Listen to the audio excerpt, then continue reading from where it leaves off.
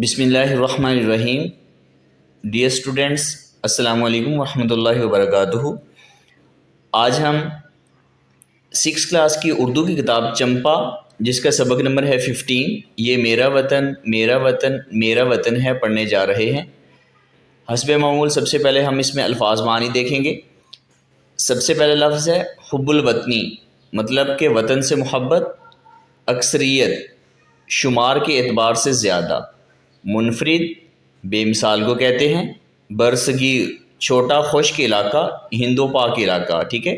ہم کنار کہتے ہیں نزدیک، قریب ہونا۔ بے لوث، بے غرض، پرخلوص انسان، ٹھیک ہے۔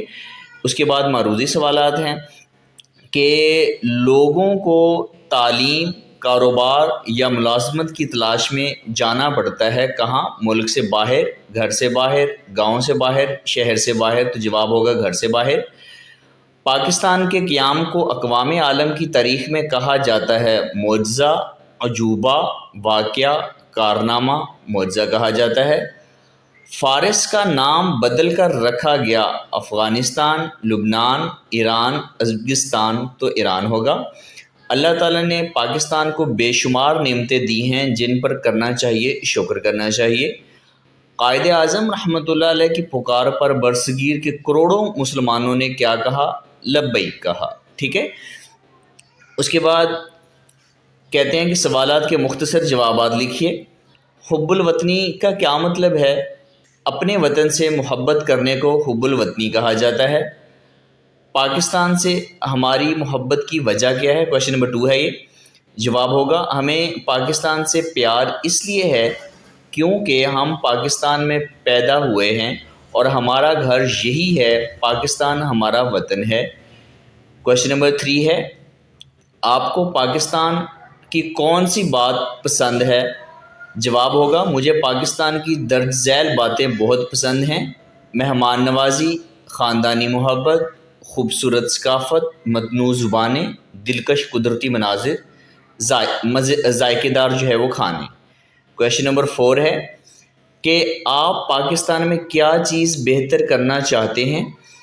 جواب ہوگا مجھے پاکستان میں درج ذیل چیزیں بہتر کرنی ہیں۔ آپ جواب اپنی طرف سے بھی لکھ سکتے ہیں کہ تعلیم کا نظام ہے، صحت کی سہولتیں ہیں، کرپشن کا خاتمہ ہے، صفائی کا معیار ہے، ٹریفک کا نظم ہے، روزگار کے مواقع ہیں، قانون کی عملداری ہے، خواتین کے حقوق ہیں، فلاحی نظام، برداشت اور اتحاد وغیرہ۔ یہ سب چیزیں جو ہے وہ میں بہتر کرنا چاہتا ہوں۔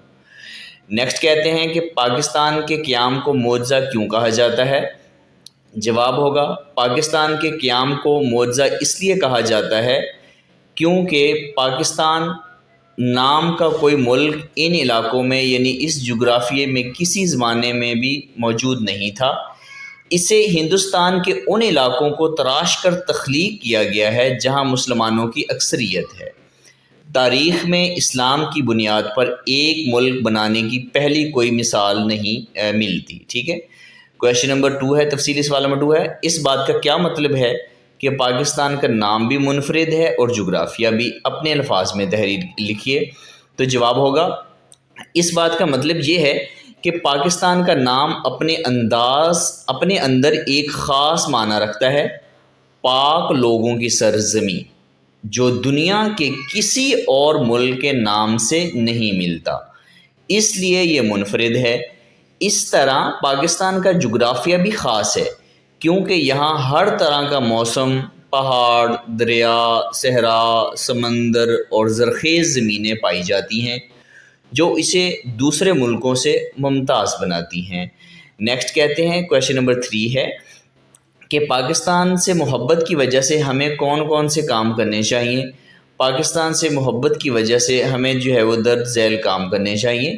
نمبر 1، ایمانداری سے اپنا کام کریں، قانون کا احترام اور اس پر عمل کرنا چاہیے، دوسروں کے حقوق کا احترام کرنا چاہیے، جھوٹ، کرپشن اور دھوکہ دہی سے بچنا چاہیے، اتحاد، اخوت اور برداشت کو فروغ دینا چاہیے، تعلیم حاصل کر کے ملک کی خدمت کرنی چاہیے، صفائی اور ماحول کا خیال رکھنا چاہیے، ملکی وسائل کی حفاظت کرنی چاہیے، مشکل وقت میں ملک کا ساتھ دینا چاہیے، ملک کے بارے میں اچھی مثبت سوچ رکھنی چاہیے۔ یہ اتنے سارے کام ہیں جو آپ کر سکتے ہیں، آپ ان میں سے کچھ تھوڑے بھی کر سکتے ہیں، ضروری نہیں کہ آپ سارے لکھیں، ٹھیک ہے۔ اس کے بعد جو ہے زبان شناسی قواعد کا سلسلہ سٹارٹ ہو جاتا ہے۔ کہتے ہیں کہ زبان کے سرمائے میں مفرد اور مرکب الفاظ کے ساتھ خاص محاورات اور مثالیں بھی ہوتی ہیں جن سے بات دلچسپ ہو جاتی ہے۔ آئیے پہلے الفاظ کا مطلب سمجھ لیں۔ مکان، گھوڑا، زمین، آسمان، بھائی، بہن، یہ مفرد الفاظ کی مثالیں، یعنی کہ یہ اکیلے اکیلے لفظ ہیں۔ اسی طرح درد سر، یہ دیکھیں یہ مرکب ہے، یہ 2 الفاظ ہیں۔ راحت جاں، غور طلب، خدمت گزاری، خاطرداری، یہ مرکب الفاظ ہیں۔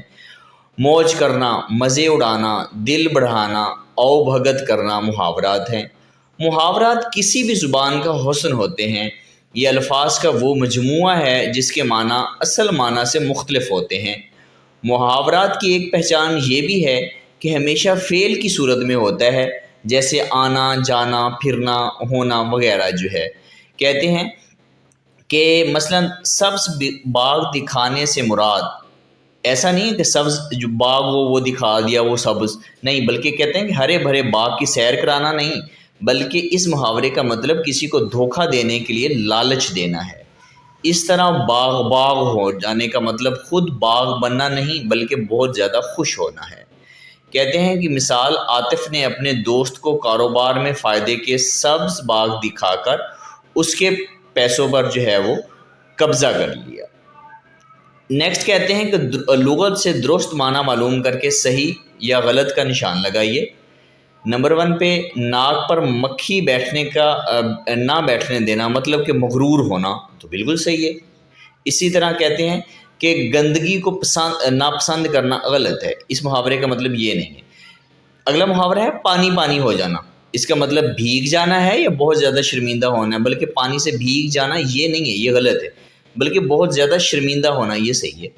اسی طرح اگلا محاورہ ہے دوڑ دھوپ کرنا، مطلب کوشش کرنا، یا دھوپ میں دوڑنا، مطلب کہ کوشش کرنا، دھوپ میں دوڑنا جو ہے وہ غلط ہے، کیونکہ یہ اصل معنی ہے اور محاورے کا مطلب ہوتا ہے کہ وہ اپنے اصل معنی کی بجائے کسی اور معنی میں استعمال ہو۔ اسی طرح آسمان ٹوٹ پڑنا، مصیبت آنا یا آسمان گر جانا، آسمان گر جانا غلط ہے، بلکہ اس کا مطلب ہوتا ہے مصیبت آنا، یہ صحیح ہے۔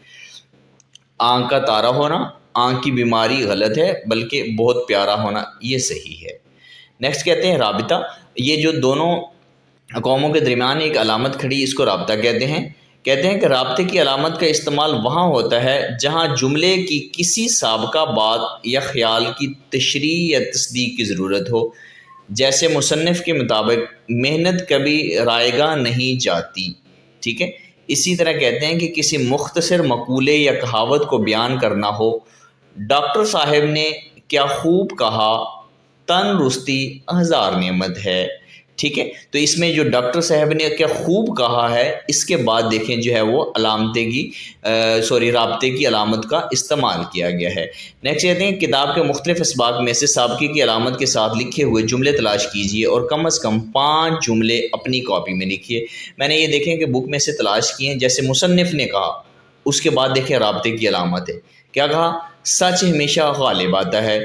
اسی طرح استاد نے نصیحت کی، اس کے بعد دیکھیں رابطے کی علامت ہے، استاد نے کیا نصیحت کی کہ وقت کی قدر کرو۔ اسی طرح قرآن میں فرمایا گیا، کیا فرمایا گیا، اس کے بعد دیکھیں کہ رابطے کی علامت لگائی گئی ہے کہ بے شک اللہ صبر کرنے والوں کے ساتھ ہے۔